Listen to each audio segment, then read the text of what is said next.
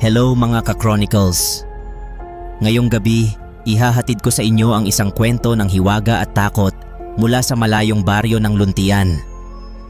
Kilalanin natin si Ka Eladio, ang magsasakang tahimik ngunit tila nagtatago ng isang madilim na lihim. Ano ang koneksyon niya sa mga misteryosong pangyayari sa kanilang baryo? Tara na't tunghayan natin ang kwento ng Ang Sumpa ng Tagapagbantay. Si Ka Eladio ay kilala bilang isa sa mga masipag na magsasaka sa baryo ng Luntian, isang lugar na napapaligiran ng malalawak na palayan at makapal na kagubatan.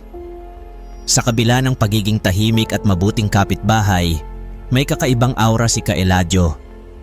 Tila may itinatagong bigat ang kanyang paningin at bihira siyang makitang nakikihalubilo sa mga tao sa baryo.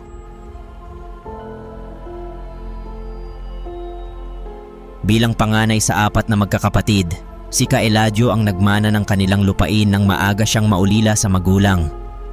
Sunod-sunod ang pagkawala ng kanyang mga kapatid na iniugnay ng matatanda sa mga sumpa at kwento ng kagubatan. Subalit hindi kailanman naniwala si Ka Eladio sa mga pamahiin. Tahimik niyang ipinagpatuloy ang buhay niya bilang magsasaka, kahit may bulong-bulungan sa baryo na may kakaibang proteksyon ang kanyang lupain.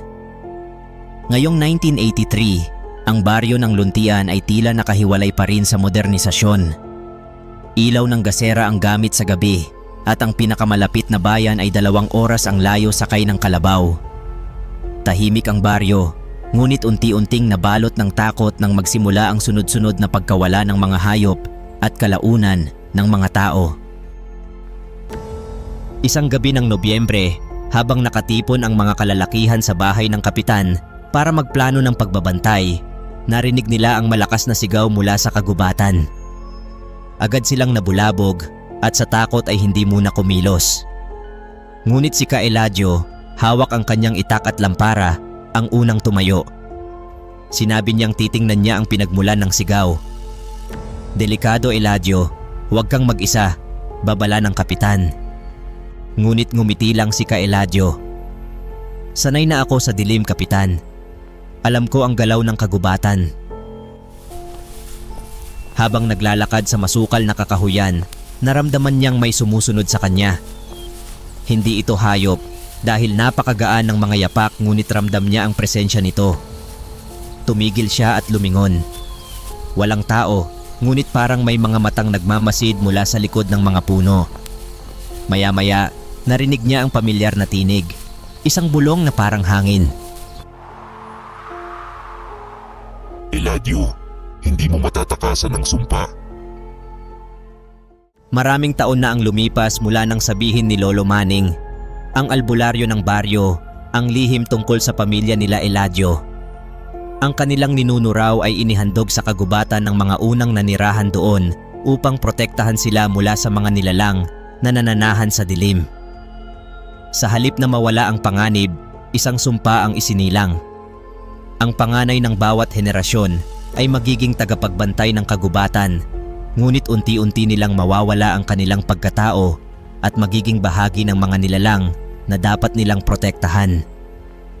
Noong siya'y 14 na taong gulang, isinailalim si Ka Eladio sa isang ritual ng kanyang ama bago ito namatay. Ipinamana sa kanya ang kakayahang makakita sa dilim, maramdaman ang galaw ng kagubatan at ang lakas na higit sa pangkaraniwang tao. Ngunit sinabi rin ng kanyang ama na hindi niya maiiwasan ang sumpa. "Anak, darating ang araw na haharapin mo ang kagubatan, hindi bilang tao, kundi bilang isa sa kanila," babala ng kanyang ama noon. Sa gitna ng kagubatan, natagpuan ni Ka Eladio ang mga bakas ng dugo sa lupa. Sinundan niya ito hanggang sa isang maliit na clearing. Doon nakita niya ang isang nilalang, malaki, matangkad at natatakpan ng balahibo. Ang mata nito'y pulang-pula at ang ngipin nito'y parang pangil ng mabangis na hayop. Ang nilalang na ito ang nakita niya noong mamatay ang kanyang ama. Sa pagkakataong ito, hindi siya natakot. "Hindi mo sila maaangkin," sabi ni Ka Eladio habang itinaas ang kanyang itak. Tumugon ang nilalang, "Ang sumpa ay bumabalik, Eladio. Hindi mo maitatanggi ang iyong koneksyon sa amin. nagkaroon ng sagupaan sa pagitan nila. Sa bawat hampas ng itak ni Eladio, tila walang epekto sa nilalang. Ngunit ginamit niya ang sinaunang panalangin na itinuro ni Lolo Manning. Sa huli, napaatras ang nilalang, ngunit bago ito tuluyang mawala, nag-iwan ito ng babala.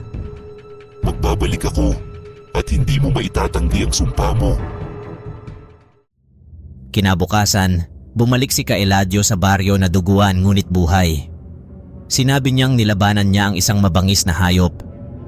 Ang mga tao sa baryo ay nagbunyi, ngunit alam nilang may kakaibang nangyayari sa kanilang tagapagbantay.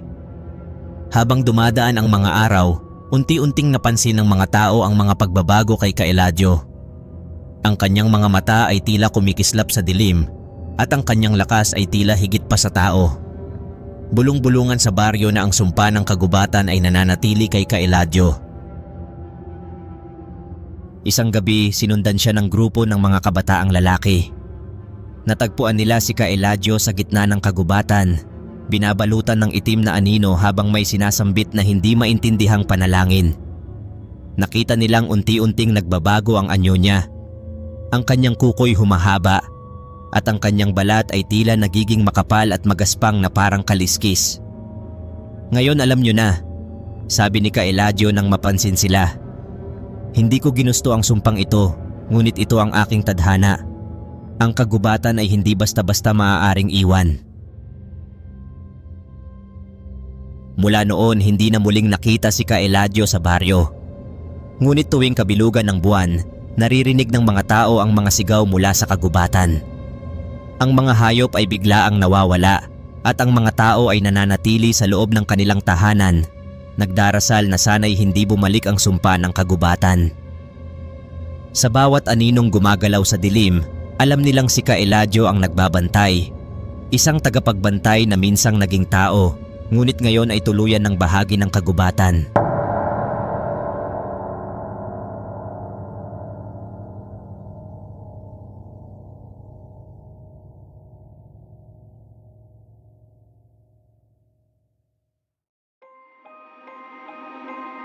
At dito nagtatapos ang kwento ng Ang Sumpa ng Tagapagbantay. Maraming salamat mga ka-Chronicles sa pagsama sa atin sa isang gabi ng misteryo at kilabot. Sana'y na-enjoy ninyo ang kwentong ito na nagpaalala sa atin na hindi lahat ng lihim ay dapat mabunyag at hindi lahat ng tagapagbantay ay tao pa rin. Kung gusto nyo pa ng mas maraming kwento ng kababalaghan, huwag kalimutang i-like ang video na ito at mag-subscribe sa ating channel para lagi kayong updated sa mga bagong kwento. Hanggang sa muli, mga ka-Chronicles.